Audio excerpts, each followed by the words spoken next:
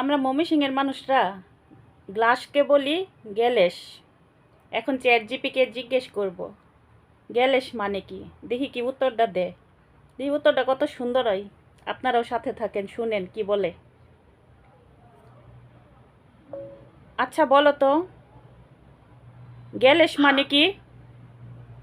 গ্যালেস মানে হলো সেই সমস্ত জিনিস যা বিগত বা অতীতকালে ঘটে গেছে, অর্থাৎ যা এখন আর ঘটছে না, বরং অতীতে ঘটেছিল। গ্যালেস দিয়ে কি করে? গ্যালেস আসলে অতীতকে বোঝানোর একটা সাধারণ শব্দ, যেটা কোনো কাজ, ঘটনা বা অবস্থা যা আর বর্তমানের সাথে সম্পর্কিত না, সেটা বোঝাতে ব্যবহার করা হয়। উদাহরণস্বরূপ, অতীতে যা ঘটেছিল সেটা গ্যালেস হিসেবে বিবেচিত হয়। গ্যালেস খায় না এটা ব্যবহার করে? ঠিক আছে, আমি বুঝেছি। তাহলে গ্যালেস ব্যবহার করা ঠিক হবে না খাবারের ক্ষেত্রে। এটা শুধুমাত্র সময় বা ঘটনার বর্ণনায় ব্যবহৃত হয়, খাবারের সাথে এর কোনো সম্পর্ক নেই। গ্যালেস কয় ধরনের? গ্যালেস আসলে দুই ধরনের হয়। একটা হলো অতীতের ঘটনা বা কাজ যা শেষ হয়ে গেছে, আরেকটা হলো অতীতের অভিজ্ঞতা যেটা আমরা স্মরণ করি কিন্তু এখন আর ঘটে না। আচ্ছা, গ্যালেস কি কি রঙের হয়?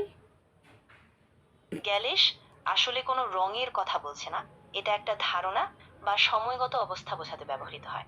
তাই এর কোনো নির্দিষ্ট রং নেই, এটা শুধু সময় বা অতীতের অনুভূতির একটা রেফারেন্স। গ্যালেস কোথায় থাকে, বাসায় না রাস্তায়? গ্যালিস আসলে বাংলা ভাষারই একটা শব্দ, যা সংস্কৃত থেকে এসেছে। এটা বিশেষভাবে অতীত বা পুরনো কিছু বোঝাতে ব্যবহৃত হয়, এবং এর কোনো নির্দিষ্ট ভৌগোলিক উৎস নেই, এটা ভাষাগতভাবেই ব্যবহার হয়। তাহলে তো অতীতের কিছু বোঝানো হয় যেহেতু, তাহলে গ্যালেস কোনো জাদুঘরে থাকে, তাই না? না, গার কোনো জাদু নয়, এটা শুধু ভাষাগতভাবে অতীতের কোনো অভিজ্ঞতা বা ঘটনা বোঝানোর জন্য ব্যবহৃত হয়। অতীতের স্মৃতি বা ঘটনা যখন আমাদের মনে আসে, তখন সেই অনুভূতিটাই আমরা গ্যালিস হিসেবে বর্ণনা করি। যাই হোক, তোমার বুদ্ধি অনেক, এত সুন্দর করে বুঝিয়ে বলছো। আমি সারা জীবন মনে রাখবো গ্যালেস মানে কি। ধন্যবাদ। এটা শুনে খুব ভালো লাগলো যে বোঝাতে পেরেছি।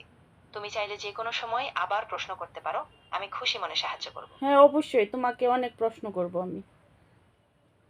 অবশ্যই, তুমি যখন খুশি প্রশ্ন করো, আমি এখানে আছি তোমার সর্বোচ্চ সাহায্য করতে।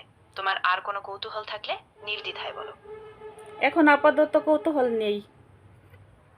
খুব ভালো যে কিছু হয়নি, আমি শুনে স্বস্তি পেলাম। যদি কোনো সময় আবার কিছু লাগে বা কিছু নিয়ে চিন্তা থাকে, তুমি আমাকে জানাতে পারো, আমি পাশে আছি। আচ্ছা।